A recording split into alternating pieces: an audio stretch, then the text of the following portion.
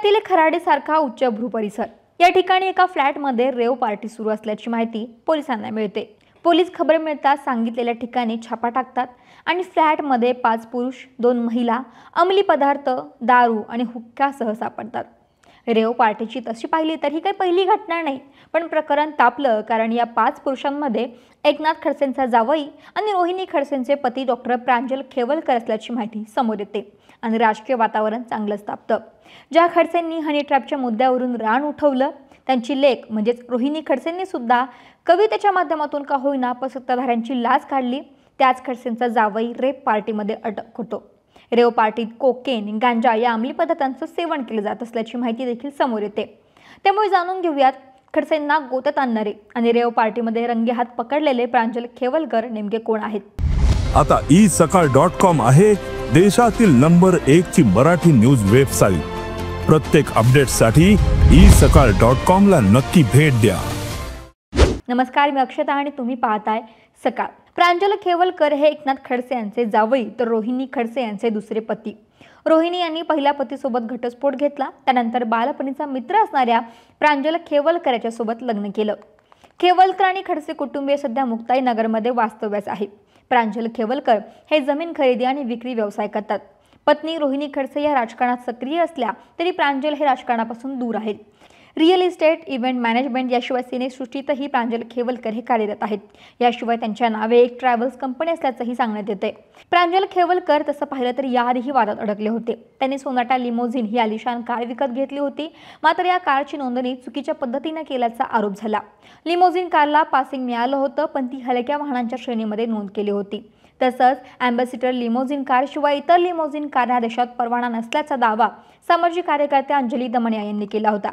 अंजली दमनिया यांनी प्रांजल खेवलकर यांची MH19 AQ 7800 ही Sonata लिमोझिन car अवैध असल्याचा दावा केला होता। दरम्यान रेव पार्टीत छापा टाकल्यानंतर आता पोलिसांनी रोहिणी खडसेंच्या हडपसर इथल्या बंगल्यावरती धाड टाकली आहे। इथं पोलिसांकडून झडती घेतली जात असून वरिष्ठ पोलीस अधिकाऱ्यांच्या उपस्थितीमध्ये ही कारवाई करण्यात येते। दरम्यान प्रांजल खेवलकर यांना वैद्यकीय तपासणीसाठी ससून रुग्णालयात नेलं होतं। तिथे त्यांच्या रक्ताचे नमुने तपासण्यात आले होते। त्यांच्या रक्तामध्ये ड्रग्सचा अंश आहे का याची तपासणी देखील केली गेली। दरम्यान प्रांजल खेवलकर यांच्यासोबतच निखिल पोपटानी, समीर सय्यद, सचिन भोंबे, श्रीपाद यादव, ईशा सिंग आणि प्राची शर्मा या इतर जणांना अटक करण्यात आली आहे। आरोपींकडून 41 लाख रुपये, ज्यामध्ये 2.70 ग्रॅम कोकेन पदार्थ आढळलाय, 70 ग्रॅम गांजा सदृश पदार्थ जप्त करण्यात आलाय आणि महत्त्वाचं म्हणजे खेवलकर आणि त्यांच्या मित्रांनी रेव पार्टी करण्याआधी 2 ठिकाणी पार्टी केल्याची माहिती समोर आली आहे। खराडी येथे जाण्यापूर्वी काही जणांनी कल्याणी नगरमधील पबमध्ये पार्टी केली होती, जो पब 1:30 वाजता बंद झाला। त्यानंतर दुसरी पार्टी मुंढवा भागामध्ये असलेल्या पंचतारांकित हॉटेलमध्ये झाली। हॉटेल पंचतारांकित असल्यामुळे 3 वाजेपर्यंत पार्टीला परवानगी मिळाली। त्यामुळे आफ्टर पार्टी करण्यासाठी खराड येथील स्टे बर्डमध्ये बुक केलेल्या सूटमध्ये त्यांनी पार्टी केली। दरम्यान हनी ट्रॅपवरून गिरीश महाजनांना सळोखी पळो करून सोडणारे खडसे जेव्हा आपल्या जावई रेव पार्टीमध्ये सापडतो तेव्हा काय म्हणाले तुम्हीच बघा।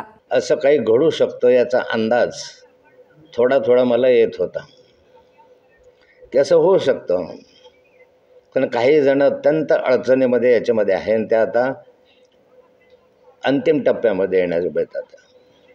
मी फारसं त्याच्यावर बोलणार नाही, परंतु अलीकडे ज्या काही घटना पुण्यामध्ये घडली असं सांगितलं जातं ते मी फक्त तुमच्या चॅनेलवरून पाहिलं। माझं प्रत्यक्ष त्यांच्याशी अजून बोलणं होऊ शकलं नाही, कारण त्या पोलिसांच्या ताब्यामध्ये आहे। माझं या निमित्तानं म्हणणं आहे की अगर आणखी जर ती खरी रेव पार्टी असेल आणि त्या रेव पार्टीमध्ये आमचे जावई जर त्या ठिकाणी गुन्हेगार असतील तर मी त्यांचं समर्थन करणार नाही, पण पोलीस यंत्रणेने या ठिकाणी प्रामाणिकपणे तपास करावा अशी अपेक्षा आहे। कारण बऱ्याचदा असं होतं की पोलीस काहीही करू शकतात, ही भावना जनमानसामध्ये आहे। त्या संदर्भामध्ये नीट फॉरेन्सिक लॅबचे रिपोर्ट आले पाहिजे, ब्लड रिपोर्ट आले पाहिजे आणि सर्व रिपोर्ट आल्यानंतर याच्यावर अधिक भाष्य करता येईल। दरम्यान आरोपींना ताब्यात घेण्यात आल्यानंतर कोर्टात 4:30 वाजता कोर्टात सुनावणी झाली। यावेळी दोन्ही बाजूने सुनावणी पार पडली। खेवलकर यांनी अंमली पदार्थ सेवन केला नाही आणि त्यांनी विकतही आणला नाही असा दावा त्यांच्या आरोपीच्या वकिलांनी केला। त्यामुळे खेवलकर यांना जामीन मिळावा अशी मागणी जी आहे त्या आरोपींच्या वकिलांनी लावली। दरम्यान आता या प्रकरणामध्ये पोलीस आणखीनचा तपास करतायत। या प्रकरणामध्ये असाही आरोप झाला, खडसे यांनी असाही आरोप केला. यासोबतच आरोपीच्या वकिलांनी असा आरोप केला की जाणून बुजून हे कृत्य जे आहे ते घडवून गेलं होतं. ही पूर्ण प्लॅनिंग करत हे कृत्य जे आहे ते घडवून गेलेलं होतं.